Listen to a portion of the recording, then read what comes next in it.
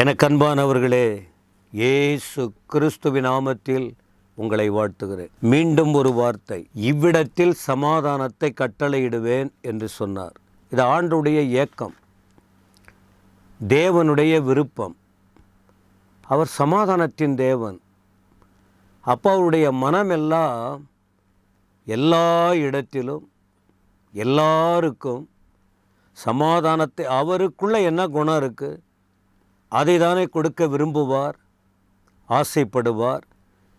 அதனால தான் ஆகாய் 2:9 பார்க்கும்போது முந்தின பிந்தின அந்த காரியத்தில் இந்த இடத்தில் சமாதானத்தை தருவேன் என்று கட்டளையிடுவேன் என்று சேனைகளின் கர்த்தர் சொல்லுகிறார் என்று இதற்கு முன்பு 2 வார்த்தைகள் உங்களுக்கு சொல்கிறோம்.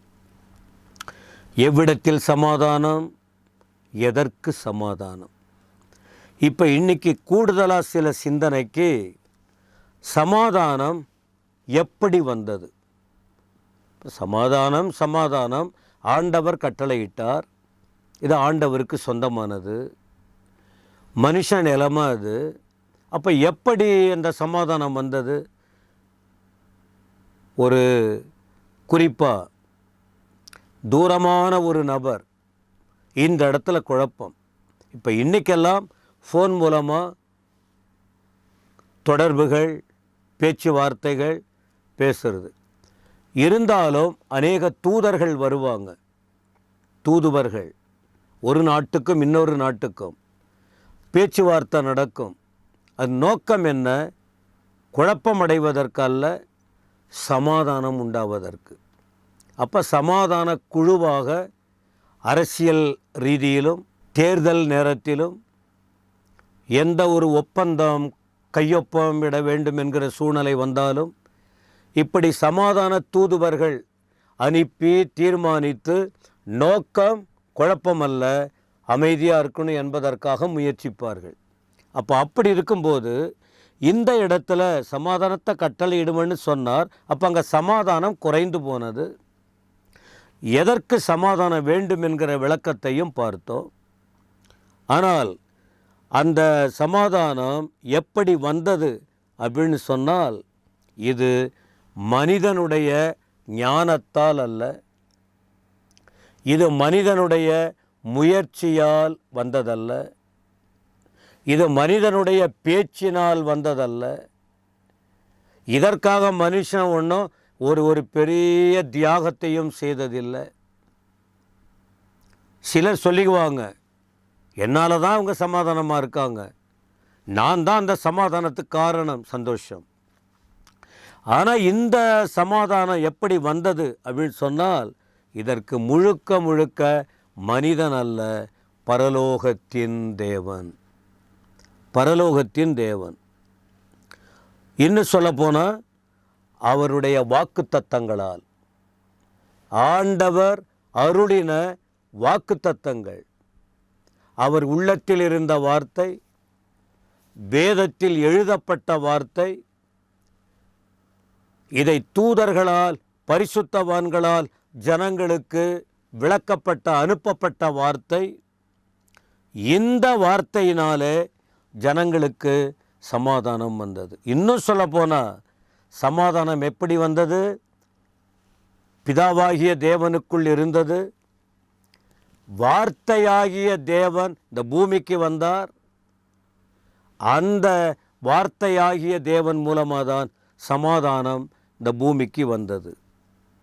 அப்போ எப்படி வந்ததுன்னு பார்க்கும்போது, இது மனுஷனுடைய நிலை என்ன, தேவனுடைய நிலை என்ன? ஒரு வசனம் எபேசியர் 2ஆம் அதிகாரத்தில் 14ஆம் வசனத்தில் பார்க்க முடியும். எப்படி எனில், இந்த சமாதானத்தை குறித்து எப்படி வந்தது என்பதற்கு ஒரு விளக்கம் பவுல் கொடுக்கிறார். அப்போஸ்தலனாகிய பவுல் கொடுக்கிறார். முன்னே தூரமாயிருந்த நீங்கள், முன்ன தூரமாயிருந்தோம். எதனால் தூரமானோம்? வார்த்தை தெரியாததினாலும், வார்த்தையாகிய தேவன் உள்ளத்தில் வராததினாலும், பாவத்திற்கு அடிமைகளாய் இருந்ததினாலும், பாவம் மனிதனை தேவனை விட்டு பிரிக்கிறது, தூரமாக்குகிறது. அப்படி தூரமாய் நீங்கள் முன்ன இருந்தீங்க, இப்பொழுது கிறிஸ்து இயேசுவுக்குள் கிறிஸ்துவின் இரத்தத்தினாலே சமீபமானீர்கள். அப்போ முன்னே உள்ள சூழ்நிலையும் இப்போ இருக்கிற நிலையும் பவுல் விளக்கி சொல்கிறார். நீங்கள் இப்பொழுது யாருக்குள்ளே இருக்கீங்க? இயேசுவுக்குள்ளே இருக்கீங்க. முந்தி யாருக்குள்ளே இல்லை? ஆண்டவருக்குள்ளே இல்லை. உலகத்துக்குள் இருந்தாலும் நம்மை வழி தவற வைத்து தேவனை விட்டு பிரிக்கும் செயலில் முயற்சித்த சாத்தானுடைய காரியத்தில் இருந்தோம். இப்போ கிறிஸ்து இயேசுவுக்குள். சரி, கிறிஸ்து இயேசுவுக்குள் என்ன நடந்தது? அவர் இரத்தத்தினால் கிட்ட வந்துட்டீங்க. அப்போ ரத்தம்னா என்னது? அது எப்படி இரத்தத்தால் கிட்ட வர முடியும்? இரத்தம் சிந்துவதற்கு காரணம் என்ன? ஆதியாகமத்தில் ஆதாம் பாவம் செஞ்சார். இந்த பாவத்தின் நிமித்தம் மனுஷன் தேவனை விட்டு தூரம் போனான். ஒரு முறை ஆண்டவர் வரும்போது தைரியமாக கிட்ட வரக்கூடிய ஆதாம் இப்போ ஆண்டவர்கிட்ட வர முடியல. தூரம் போய் ஒளிந்து கொண்டு பயந்து போய் இருக்கிறேன்னு சொன்னார். அதன் பிறகு ஆண்டவர் அந்த இடத்துல ஒரு ஆட்டை அடித்து இரத்தத்தை சிந்தி தோல் உடைகளை உருவாக்கி செய்த ஒரு மீட்பின் திட்டம் அந்த இடத்தில் பார்க்கிறோம். அதன் பிறகு அந்த இடத்தில் இந்த தூரம் போனதற்கு காரணம் என்ன என்பதை சுட்டி காட்டும் போது ஒரு வாக்குத்தத்தம் அங்கே கொடுக்கப்படுகிறது. ஆதியாகமம் 3:15 ஒரு விரோத தன்மை அங்கே உனக்கும் ஸ்திரீக்கும் உன் வித்துக்கும் அவள் வித்துக்கும் பகை உண்டாக்குவேன் என்கிற ஒரு மீட்பின் திட்டத்தின் தீர்க்க தரிசன வார்த்தை அங்கே சொல்லப்பட்டது. அதிநிமித்தம் தூரம் இருந்தவர்கள் கிட்டே வர முடியும் என்கிற வாக்குகள். அப்போ அதை இங்கே சுட்டி காட்டுகிறார். இங்கே ஆண்டவர் இயேசு ஸ்திரீயின் வித்தாக வந்தார், வாழ்ந்தார். அங்கே கொடுக்கப்பட்ட வார்த்தையின்படியே அவர் இந்த உலகத்தில் தன்னை சிலுவைக்கு அர்ப்பணித்தார். யாருக்காக? அவருக்காக அல்ல, மனுஷனுக்காக. தூரம் போன மனுஷன் நெருங்கி கிட்டே வர வேண்டும்.